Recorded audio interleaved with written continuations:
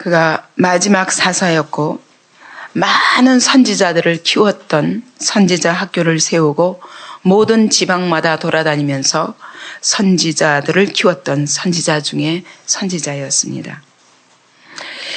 그가 잉태하기 전부터 하나님께서 한나의 고백을 통해서 이미 바쳐졌던 하나님의 사람이었습니다. 비록 부패한 엘리 밑에서 자랐지만 그러나 하나님께서 철저히 하나님의 사람으로 키우셔서 부패한 엘리가 도저히 들을 수 없었던 하나님의 음성을 어린 소년 때부터 그가 하나님의 음성을 듣고 하나님이 엘리와 상대하지 아니하시고 사무엘과 상대하셨던 그런 사람입니다. 아무도 하나님의 음성을 들을 수 없도록 그렇게 부패한 이스라엘 가운데서 제사도 없고 더 이상 하나님의 음성에 귀를 기울이지 않고 하나님을 이용하기 위하여 법궤를 들고 전쟁터에 나갈지언정 절대로 하나님 앞에 그 법궤 앞에서 엎드릴 수 없었던 그런 이스라엘 백성 속에서 홀로 하나님의 음성을 들으며 온 이스라엘을 다스려 왔던 사람입니다. 마지막 사사로서 다 버림받아서 블레셋의 소나기에 들어갈 수밖에 없었던 그 사무엘을 통해서 하나님이 어떻게 이스라엘을 견고히 세우시고 왕을 구하는 이스라엘 앞에 아니다. 너희가 원하는 왕은 열방과 같은 왕인데 그런 왕은 하나님의 나라의 왕이 될 수 없다. 그렇게 해도 듣지 않는 그들에게 사울을 세워주었습니다. 그 사울이 계속 하나님을 떠나서 하나님을 대적하는 자리에 있고 하나님의 말씀을 불순종하고 하나님의 뜻과 상관없이 자기 영광을 위해서 계속 왕위를 고집할 때 그때마다 사무엘이 나타나서 하나님의 음성을 들려주시며 경고했었습니다. 끊임없이 사울에게 나타나서 또 하나님의 음성을 말씀하셔도 더 이상 듣지 않으므로 사무엘은 그 사울을 등지고 다시는 사울의 얼굴을 그 후로는 보지 않았다. 그런 때부터 이 사무엘은 사울을 위하여 끊임없이 기도하는 자였습니다. 하나님 앞에서 이스라엘을 위하여 이 사울을 인하여 슬퍼하면서 기도하는 사람으로 온 평생 이제까지 기도해 왔습니다. 그러던 중에 어느 날 하나님께서 사무엘에게 다윗에게 기름 부어라. 내가 또 다른 왕을 세웠다. 그래서 그 음성에 순종해서 이새의 집에 가서 아들들을 다 데려오라. 7 아들을 다 보아도 자기 눈에는 다 좋은데 하나님이 아니라 합니다. 그만큼 사무엘은 끝까지 하나님의 음성을 듣는 사람이었습니다. 하나님의 음성을 들으면서 이가 하나님이 세우시는 자인지 아닌지 분별하고 결국은 이 7 아들이 다 아니다. 또 아들이 있느냐. 그래서 찾아낸 것이 다윗이었습니다. 그 다윗에게 기름 붓고 다윗이 쫓길 때에 사무엘이 또 그를 만나서 아마 위로하고 힘을 주었을 것입니다. 라마나옅에서 그렇게 사울이 찾아와서 다윗을 잡아가려 할 때에도 하나님의 성령께서 오는 쪽쪽 성령 충만 받게 하셔서 그 입술로 다윗을 하나님이 왕으로 이미 세우셨다라는 것을 굴복을 받아나게 할 만큼 그렇게 선지자 학교가 성령 충만한 장소였습니다. 누구든지 사울이 보낸 자들이 와서 다윗을 잡으러 오기만 하면 그 자리에서 엎드려져서 예언을 하게 되고 나중에는 사울까지 와서 예언을 하게 되도록 그렇게 성령 충만한 장소였습니다. 거기서 그가 분명히 하나님의 선지자들을 많이 키웠던 것입니다. 거기서부터 나중에 보면 엘리야 같은 그런 선지자가 나오고 그 후에 엘리사 같은 선지자도 나오고 하나님이 이 이스라엘을 이때부터 선지자들을 많이 세우시는 일이 일어납니다. 그 사무엘이 죽은 것입니다. 이스라엘 백성으로서는 정말 슬픈 일입니다. 그의 일평생을 생각해 보면서 그를 애곡하며 라마 그의 집에서 그를 장사했다고 말합니다. 하나님의 사람은 하나님의 사명을 마치기 전에는 절대로 죽지 않습니다. 그러면 사무엘이 죽은 것은 분명히 의미가 있습니다. 왜? 아직은 다윗이 왕으로 세워지지 않았지만 사무엘이 죽었습니다. 어떤 사건과 연관이 될까요? 바로 우리 앞장에서 사울이 그 입으로 고백했습니다. 다윗에게 하나님이 시간을 주셨는데 다윗이 사울을 죽이지 아니하고 옷자락만 베고 뒤따라 나가서 사울이요, 나는 당신을 아껴서 이렇게 죽이지 않는데 왜 당신은 나를 이렇게 죽이려 합니까? 그때 사울이 그 자리에서 엎으러지면서 정말 너는 선하도다. 하나님이 너를 왕으로 세웠다. 내가 안다. 그렇게 고백하면서 나는 너에게 이렇게 악하게 해왔지만, 나는 너를 학대했지만 너는 나를 선대하니 너는 나보다 의롭다 하면서 내가 반드시 왕이 될 것을 알고 이스라엘 나라가 네 손에 견고히 설 것을 아노니 너는 내 후손을 끊지 말라. 네가 왕이 될 때 내 아버지 집에서 내 이름을 절대로 멸하지 말 것을 여호와 앞에서 약속했다고. 하나님께서 분명히 네게 선으로 갚으실 것을 내가 원하고 믿노라 고백합니다. 하나님이 보시기에는 이 고백 받아난 것으로 벌써 끝난 것입니다. 아직 다윗이 쫓기고 있고 아직은 사울이 살아서 여전히 살기등등하여 이후로도 계속 다윗을 쫓아다닙니다. 그러나 하나님의 눈으로 보실 적에는 이미 사무엘의 사명은 끝난 것입니다. 이제 하나님의 때는 끝난 것입니다. 사실은 이때로부터 한 2년 정도 다윗이 더 쫓기게 됩니다. 그러나 사울의 입으로 이미 그 고백을 받아내었습니다. 그것은 자기는 똑같은 그 일을 이제는 다시 반복하지 아니라고 진정한 회개를 하지 않았지만 하나님 보시기에는 이미 끝난 싸움입니다. 정말 우리가 여러분 이런 곤란을 당할 때가 있습니다. 정말 하나님 앞에서 억울한데 내가 왜 이런 고난을 당해야 되는지 모르지만 그러나 계속 쫓기는 이 생활이 계속될 때 우리가 지칩니다. 그러나 하나님이 이런 시간을 주시더라고 반드시. 다윗에게 있어서는 이 시간이 하나의 시험이었습니다. 그죠? 하나님께서 이제는 세워도 되나 안 세워도 아직도 준비가 안 됐나 하는 시험의 시간이라고 생각이 됩니다. 그래서 하나님이 사울을 딱 다윗의 손앞에 붙이신 것입니다. 이때 그가 하나님의 방법으로 하나님께 엎드릴 수 있으면 그때가 바로 하나님이 인치신대. 하나님이 끝났다. 원수의 입으로, 여러분 우리는 원수를 미워하고 어떻게든 그들이 우리에게 악하게 하는 것만큼 악하게 해서 보복하고 싶은 심정으로 꽉 차 있지만 하나님 앞에서 끝까지 하나님의 방법으로 그 모든 원수를 갚는 일에 대해서 하나님께 맡길 때 하나님은 끝났다 보시는 것입니다. 그래서 다윗은 그 사울을 죽이지 않고 옷자락만 베고 그 앞에 절을 하면서 끝까지 여호와의 기름 부으신 자를 내 손으로는 절대로 하지 아니하겠나이다. 하나님이 친히 당신에게 원수를 갚으실지라도 나는 절대로 내가 여호와의 기름 부으신 자를 내 손으로 건드리지 않겠나이다. 이 고백을 할 때 우리의 싸움은 끝났습니다. 예, 참 돌아보면 저도 하나님이 이런 시간을 주시더라고요. 정말 억울하고 답답하지만 그러나 끝까지 하나님 앞에서 엎드려서 내가 하나님의 손에 의탁합니다. 하나님이 일하시고 저 원수들의 입에서 사울의 입에서 이 말이 나오듯이 하나님 원수의 입에서 이 고백을 받아내 주옵소서.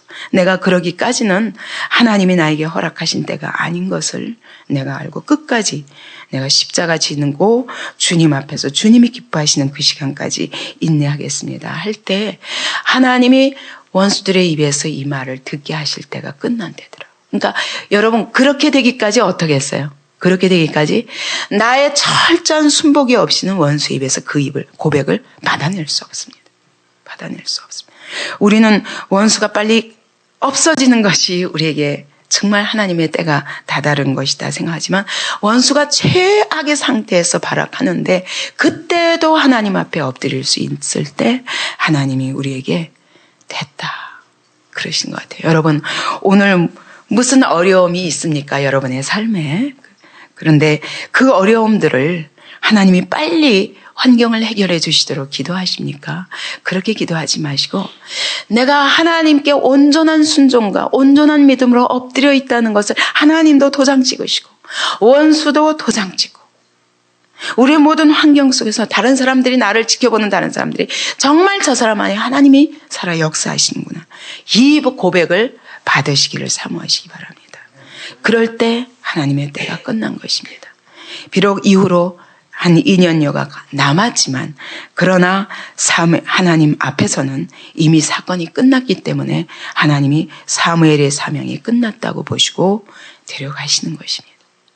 이제는 더 이상 다윗에게 이래라 저래라 할 사람이 없어요. 필요 없어요. 이제는 더 이상 사울에게 이래라 저래라 말할 사람이 필요가 없습니다. 이미 사울도 하나님의 뜻을 알았고 입술로 시인했고 다윗은 물론 끝까지 하나님 앞에서 순종하기로 그렇게 하나님 앞에 굴복했기 때문입니다. 이제 그 사무엘을 장사 지내고 다윗은 더 불안하기도 했겠죠. 그러고 사무엘이 죽고 나서 사울이 어떨까? 비록 입술의 고백은 그렇게 했지만 그가 결단코 그것으로 포기하지 않을 사람인 것을 다윗도 아는 것입니다. 그러나 그뿐만 아니라 다윗에게는 이제 이스라엘 땅이기 때문에 유다 땅이기 때문에 여기서 더 이상 그가 자기 생명을 보존하기가 어렵습니다. 무엇 때문에? 사울이 찾기 때문만 아니라 먹을 것이 없어서. 그래서 그가 저 밑에까지 내려가서도 먹을 것을 구하고 그럴 수밖에 없도록 이 10년 이상의 시간들이 다윗에게 얼마나 공고한 시간이었겠습니까? 이 바람 광야가 어디입니까? 이스라엘 백성들이 출애굽해가지고 다니던 그 광야입니다. 그러니까 이스라엘에서부터 남쪽으로 한참 내려가서까지 먹을 것을 찾아서 다니는 것입니다. 생각해 보십시오. 혼자도 아니고 600명 이상의 이 식량을 구하기 위해서 얼마나 다윗이 큰 짐을 졌겠습니까? 그런데 이것이 바로 왕으로서의 훈련 시간인 것입니다. 다윗은 이런 600명과 함께 생사를 함께 하는 겁니다. 그러니까 정말 하나님의 나라를 세울 자들은 여러분 편안한 가운데 그렇게 해서 세워지는 것이 아니고 함께 기쁜 일에 함께하는 건 누구나 함께 할 수 있습니다. 기쁠 때는 누구든지 함께 할 수 있습니다. 그런데 여러분 정말 공고하고 먹을 것도 없고 원수에게 쫓기면서 날마다 생명의 위협을 생명의 위협을 당하면서 쫓겨다니면서 먹고 사는 것도 생명을 함께 해야 되는 거예요. 저 사람이 죽는 것이 곧 나의 죽음이에요. 저 사람의 생명이 곧 나의 생명입니다. 이와 같이 고난을 함께 할 때 진정한 하나님의 동역자들이 세워지는 것입니다. 그렇기 때문에 하나님께서 여러분 만약 다윗이 처음부터 왕위에 올랐다면 절대로 이런 600명이 그들의 그 생명을 함께할 600명이 다윗 옆에 없었을 것입니다. 나중에 다 떠나가도 그가 평안할 때 다 떠나가도 30명은 다윗과 생명을 함께합니다. 그 중에서도 3명은 다윗이 베들레헴에 물 먹고 싶구나 그 말 한마디 때문에 목숨을 걸고 블레셋 땅까지 가서 베들레헴에 물을 떠오지 않습니까? 그 정도로 깊은 사랑의 연합으로 묶여지는 것이 이렇게 쫓겨다니면서 저 바람 광야까지 내려가서 먹을 것을 찾아서 다윗이 어쩌면 우리가 생각하면 이럴 수도 있습니다. 아니 혼자면 쉬울 텐데 왜 쫓아다니는 거야? 그럴 수도 있을 텐데 다윗은 이 600명의 그 생명을 자기 생명같이 아끼면서 600명을 생명을 같이 하는 공동체로 세우는 일을 훈련시키신 것입니다. 그러니까 이 600명은 너무 귀한 사람들이요. 이 속에서 이 고난 속에서 고난을 함께 하면서 세워진 이 동역의 관계는 세상이 함부로 흔들 수 없는 관계인 것입니다. 그래서 이것이 다윗에게 심한 짐이기도 했지만 그러나 다윗에게 이것이 정말 생명을 같이 하는 하나님의 나라를 다윗 왕국을 함께 세울 아름다운 동역자들을 얻는 시간인 것입니다.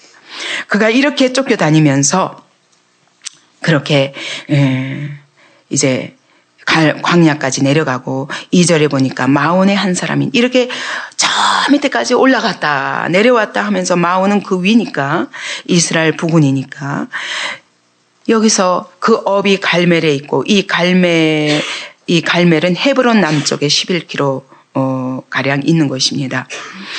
거기서 심히 부하여 양이 3천이요 염소가 1천이므로 그가 갈멜에서 그 양털을 깎고 있었으니, 양털을 깎는다는 건 뭘 의미하냐면 양을 잘 키워가지고 어떻게 해요? 마지막에 양털 깎지 않습니까?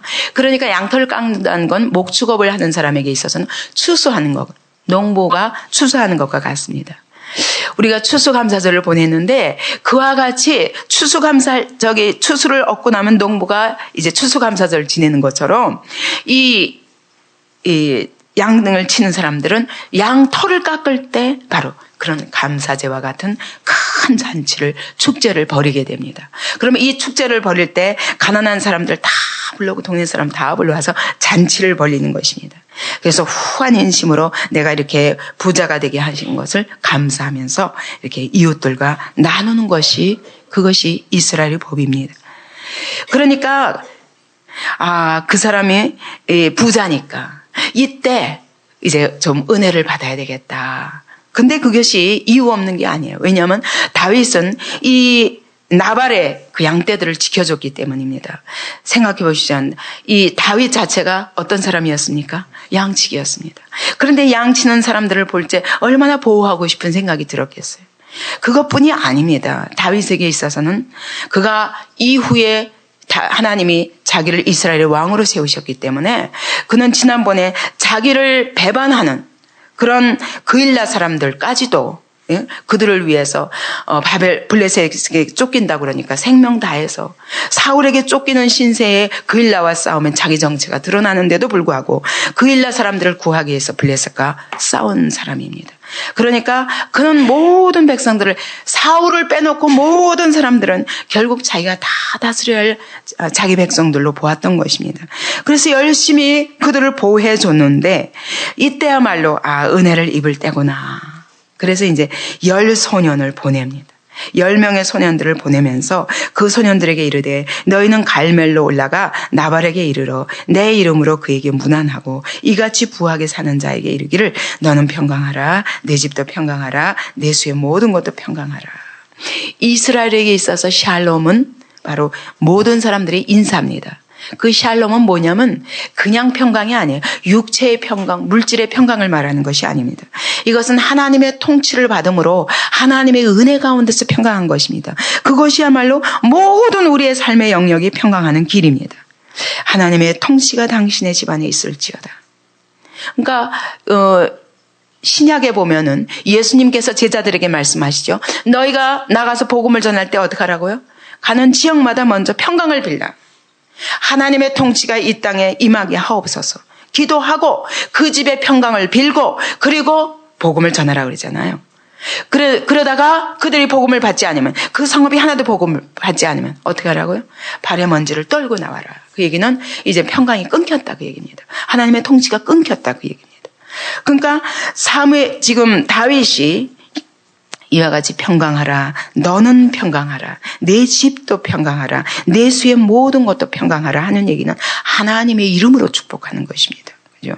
하나님의 이름으로 축복하면서 이제 너희 가정에 진정한 너도 평강하고 집도 평강하고 모든 소유도 평강할 줄 믿는다. 평강하라 하면서 내게 양털 깎는 자들이 있다 함을 이제 내가 들었노라. 내 목자들이 우리와 함께 있었으나 우리가 그들을 상치 아니하였다.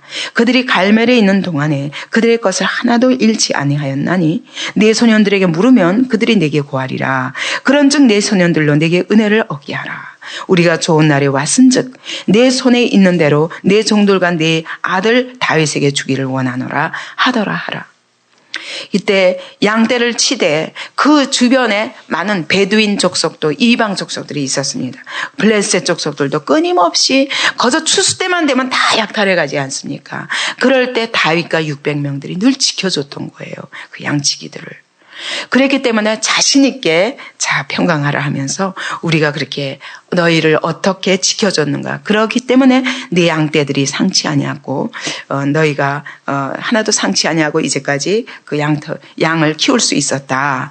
한번 네 종들에게 물어봐라. 그러면 그들이 내게 그 말을 하리라. 그러니까 자신 있는 거예요. 모든 나발의 모든 양치기들이 다 알 만큼 그렇게 다윗은 그들을 보호해줬던 것입니다. 그런데 그는 이와 같이 자기는 왕으로서, 이스라엘의 왕으로서 이 나발의 그 양치기들까지도, 나발의 양까지도 하나님의 나라의 한 권속으로 보고 그렇게 자기 생명을 다하여서 지켜준 것입니다. 근데 여기에 대한 나발의 반응이 무엇입니까? 다윗의 소년들이 가서 다윗의 이름으로 이 모든 말을 나발에게 고하기를 마침에 10절에 나발이 다윗의 사환들에게 대답하여 가로되 다윗이 누구냐? 다윗이 누구냐? 이 세 아들이 도무지 누구냐? 그늘에 각기 주인에게서 억지로 떠나는 종이 많도다. 이게 무슨 말입니까? 이게 무슨 말입니까? 네가 사울을 떠나서, 너 사울의 종이잖아. 근데 네가 사울을 떠나더니 사울을 떠난 자가 한둘이 아니라고 그러더니 너희가 그 자들이구나. 이 말 속에서 여러분 뭘 알 수 있습니까? 이 나발이 어떤 사람인 걸 알 수 있습니까? 그는 철저히 이 사울의 왕권을 등에 업고 사울의 폭군 정치에 야합하고 그에게 아첨하면서 그러면서 부자가 된 사람인 걸 알 수 있습니다. 그리고 자기의 이 소유 외에는 아무것도 관심이 없는 겁니다. 하나님의 백성이면 당연히 이웃에게 이때에 나눠줘야 하는 것이 당연한데도 불구하고 나그네들에게도 나눠주라고 그랬거든요. 고아와 가부만 아니라 나그네들에게 다 나눠줘야 하는 것이 이스라엘의 율법입니다. 그런데 네가 누구냐 하고 대듭니다. 네가 주인을 떠났구나. 그 얘기는 나는 사울 편이다 하는 얘기와 같고 사울이 하나님이 세우신 자지 너는 사울에게서 떠난 자이기 때문에 내가 너를 도와줄 이유가 없다라는 것과 같습니다. 그러니까 나발은 철저히 어떤 편입니까? 하나님의 뜻과 배반되는 편인 거예요. 지금 사울 밑에서 그 폭정 아래서 견딜 수 없어서 억울하여서 빚지고 원통하여서 지금 쫓아온 600명이 있는데 그와 정반대의 세력이라는 걸 알 수가 있습니다. 우리가 이 사람이 단지 개인의 소유에 집착해서만 이럴 수도 있다고 보지만 여러분 하나님의 백성들은 어쨌든 간에 둘 중에 하나입니다. 그죠? 하나님의 기름 부어 세우신 자 편이든지 아니면 그것을 대적하며 하나님의 나라를 무너뜨리는 자 편이든지 둘 중에 하나입니다. 우리가 하나님의 교회 안에 있습니다. 하나님의 교회 안에서 하나님의 뜻대로 순종하는 자리에 있든지 아니면 하나님의 뜻과 배역하는 자리에 있든지 둘 중에 하나입니다. 그 책임은 면할 수가 없습니다. 어찌했건 이가 자기 개인의 소유에만 집착했기 때문에 그렇다 할지라도 피할 수 없습니다. 왜냐하면 하나님 나라 안에서 하시는 하나님의 일에 관심이 없는 자들이에요. 누구든지 이스라엘에 속한 모든 사람들이면 이 10년 동안에 하나님이 누구를 통해서 일하시는지 벌써 다 알았습니다. 그죠? 그렇기 때문에 다윗이 그 사울 밑에 있을 적에도 온 백성들이 사울을 사랑했다. 사울의 신하까지도 사울을 사랑했다. 이스라엘 모든 백성들이 사울의 하나님이 기름 부으신 것을 알았기 때문에 다윗은 천천히요. 만만히요. 사울은 천천히다. 이 말 때문에 이 사울이 획 도른 거 아닙니까? 그러니까 이 하나님의 나라에 되어지는 일에 관심이 없다는 것 자체가 이방인과 같은 것이요. 관심이 있고 알았는데 그가 사울 편이 아니면 그렇다면 그는 하나님과 거역하는 편에 있고 하나님과 관심 없는 거예요. 다만 내 소유만 부하면 되고 다만 내가 사울 정권 밑에서 내가 별 해가 없다면 아무 문제가 없는 거예요. 하나님의 나라와 관심 없는 자인 것입니다. 이 나발의 뜻이 어리석은 자라는 뜻입니다. 그런가 하면 그 안에는 아비가일인데 아비가일의 뜻은 뭐냐면 나의 아버지가 기뻐하신다 뜻이거든요. 전혀 부부가 반대인 것이에요. 나발은 어리석은 자인데 누가 여러분 어려서부터 어리석은 자라는 이름을 붙이는 부모가 어디 있겠습니까? 그런 거 보면 분명히 이 나발이라는 이름은 후에 다른 사람들이 붙여준 거예요. 얼마나 어리석은지. 오죽하면 그 종이 뭐라 그럽니까? 아비가일에게 가서 말하는 거야. 당신의 남편은 불량한 자라. 우리 주인은 불량한 자라. 우리가 무슨 말을 해도 안 됩니다. 근데 이 아비가일은 그것을 알아들을 수 있는 총명한 여자였고 용모가 아름다웠다고 말합니다. 이 나발은 완고하고 행사가 악하며 그는 갈멜 족속이었더라. 근데 KJV에 보면은 킹 제임스 버전에 보면은 이 갈멜 족속을 갈렙 족속이라고 번역되어 있습니다. 만약 갈렙 족속이라면 그는 어떤 지파입니까? 유다 지파예요. 그러니까 갈렙이 헤브론을 장악하지 않았습니까? 그러니까 그 헤브론 주변이기 때문에 그 말도 일리가 있거든요. 그러고 보면 이는 유다 지파인 것입니다. 유다 지파인데 이와 같이 하나님의 나라와 상관없다면 그는 정말 악한 자죠. 그래서 이 도무지 남편이 알아들을 수 없다고 종들도 이 주인이 얼마나 어리석고 불량한 자라는 얘기는 히브리 말로는 벨리알의 아들이거든요. 그럼 신약에서 벨리알은 뭡니까? 바로 사단을 의미하거든요. 사단의 아들이라는 거예요. 원래 하나님의 뜻을 거스르고 또 다른 말로 우리말로 번역될 적에는 비류요, 불량자요 이렇게 번역하는데 하나님을 대적하는 배교 세력을 말할 때 벨리알을 말합니다. 그러니까 이 나발이 철저히 하나님의 통치를 거부하는 세력이었고 사울 편이었고 그리고 사울 체제 아래에 있는 모든 세력이 이와 같이 부하면서 하나님을 거역하고 다윗의 세력과 대적하고 있었다는 것을 알 수 있습니다. 그래서 이 소년이 나가서 말합니다. 그가 얼마나 우리를 보호해 줬는 줄 압니까? 광야에서 그들이 우리와 상동할 동안에 우리를 얼마나 선대하였는지 그래서 우리가 상하거나 잃은 것이 하나도 없었습니다. 우리가 양을 지키는 동안에 그들은 우리에게 밤낮 담이 되어 주었습니다. 보호막이 되어 줬다는 것입니다. 그런데 그가 이제 소년들을 보내어서 우리에게 이와 같이 양식을 구했는데 그런데 그 주인이 수욕을 했으니 이제는 그 다윗이 우리 온 집을 해하기로 했습니다. 그렇다면 이제 어떻게 해야 될 것은 아비가일 당신이 판단하십시오 하고 종이 이야기한 것입니다. 이때 아비가일이 급히 남편하고 하나도 의논하지 않습니다. 생필품 전부 가지고 포도주 2가죽 부대와 함께 양 볶음국식, 건포도, 무화과 다 이게 양식입니다. 그죠? 무슨 다른 선물이 아니라 먹을 것입니다. 잔치 중에 일부인 것입니다. 그걸 가지고 가서 달려갑니다.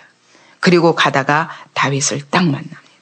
그때 다윗에게 이 여인이 매우 지혜로운 말을 합니다. 당신은 이후에 왕이 될 사람입니다. 이스라엘이 왕이 될 때에 당신이 피 흘리는 허물이 있으면 안 됩니다. 이제까지 당신이 일평생 허물이 없었던 자가 아닙니까? 그런데 이 일로 인해서 당신이 허물을 가지게 된다면 이것이 당신에게 큰 오점이 될 것입니다.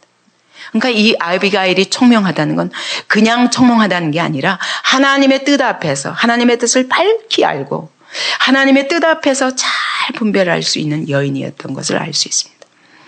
오늘 다윗의 모습을 보면 다윗이 이 말을 듣자마자 화가 나가지고 나발이 네가 누군데 너가 주인에서 억지로 떠나가지고 이 떠돌아다니는 불량자들이구나 이러면서 내가 너한테 기껏 양을 키우고 내가 이걸 내가 얻은 재산을 가지고 너한테 줄 이유가 없다.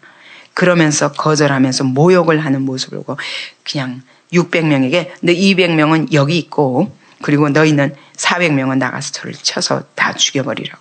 이 나발에 속한 모든 가정을 다 쳐 죽여버리라고 말합니다. 우리가 이 모습을 통해서 여러분 다윗도 감정이 있는 사람이구나. 그 앞에서는 어떤 사람이었어요? 사울 앞에서도 내가 옷자락을 베면서도 양심이 찔려가지고 내가 하나님이 당신을 원수를 갚은 자 나는 절대로 하나님이 하실 때까지 나는 하지 않겠다. 이렇게 고백했던 다윗이 이 사건 앞에서는 그냥 분이 나서 견딜 수가 없는 것입니다. 우리가 다 이런 약점을 가진 자들이요. 우리가 감정을 가지고 있기 때문에 때로는 우리의 감정을 절제할 수 없는 사람입니다. 다윗도 약점이 없었던 사람이 아닙니다. 그의 생애를 보면 많은 약점들이 있고 또 실패들도 있습니다. 근데 하나님의 사람이 이와 같이 하나님의 뜻을 묻고 하나님의 방법을 묻지 아니하고 하면 그때 실패하는 거예요. 근데 나중에 보면 나발이 어떻게 돼요?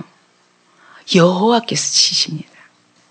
열을 후면 하나님이 하실 일을 내가 왜 해요? 그죠? 그런 이러한 다윗에게 하나님은 얼마나 완전하신 하나님인지 얼마나 다윗을 사랑하시면 다윗을 책망하는 게 아니라 아비가일 같은 여인을 붙여가지고 그 아비가일이 와서 딱 길을 가로막습니다. 다윗이요. 그렇게 하시면 안 됩니다. 내가 내 남편이지만 저는 불량한 자라. 저는 어리석은 자라. 저런 자는 마땅히, 그러니까 이후에 모든 사람들이 나발과 같이 되기를 원한다고 하는 걸 보면 마땅히 저주받을 자라고 고백하는 겁니다. 그러니까 가족으로, 육으로 보는 게 아니라 하나님의 눈으로 보니까 이것은 하나님의 뜻을 배반하는 일이요, 절대로 안 되는 일이다 생각. 자기가 홀로 들고 가서 다윗에게 말합니다. 다윗의 길을 딱 가로막고 피 흘리지 마십시오. 이것이 당신에게 이후로 큰 흠이 됩니다.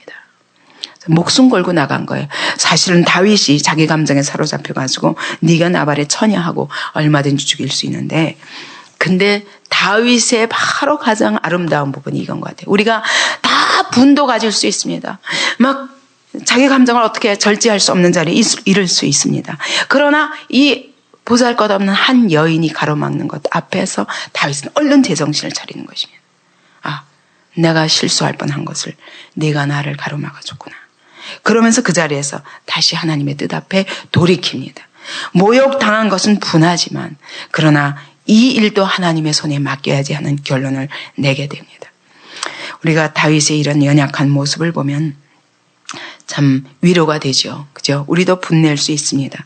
홧김에 막 그냥 할 수 있는데, 중요한 것은 그때 얼른 하나님의 음성을 들을 수 있는 것입니다. 그때 얼른 환경과 사람의 입술과, 여러분 이런 데 귀를 기울이십시오. 아주 세미하게 들립니다. 왕왕 들려주시면 좋겠는데 내가 이렇게 분에 사로잡히고 내 감정에 사로잡혀 있을 적에는 하나님의 음성이 선명히 들리지 않습니다. 그러나 아주 섬세하게 들리고 작은 증거지만 크게 들리지 않는다 할지라도, 이 보잘것없는 한 여인이 가로막는다 할지라도 이 앞에서 얼른 자기 뜻을 돌이킬 수 있을 만큼 우리가 하나님 앞에 나긋나긋한 사람이 되지 않으면 안 됩니다. 그럴 때만 우리의 실수를 분별하고 우리가 바른 자리에서 하나님 앞에 여전히 동행하며 실수하지 않게 됩니다. 이때 만약 다윗이 피를 흘렸다면 정말 유다 지파가 어떻게 됐겠어요? 이 나발에 속한 모든 지파가 어떻게 생각했겠습니까? 대적하는 자리에 있었을 거예요. 그러나 그렇지 않았기 때문에 다윗은 아주 흠없이 왕이 오를 수 있었습니다. 하나님이 감사한 것은 이렇게 우리의 삶에 개입해 주신다는 것입니다. 여러분, 다윗만 아니라 오늘도 진정으로 하나님의 뜻대로 살고자 하는 자에게는 모든 환경과 사건을 통해서, 사람의 입술을 통해서 이렇게 우리에게 간섭해 주십니다. 여러분, 이 음성에 섬세하게 귀가 열려 있기 바랍니다. 우리의 가슴이 열려 있기 바랍니다. 그래서 하나님, 오늘도 내 뜻대로 가고자 할 때 우리의 길을 막아 주옵소서. 내 발목을 부러뜨려서라도 하나님이 원하시지 않는 길은 가지 않는 사람 되게 하옵소서. 이것이 우리의 결단이 되기 바랍니다.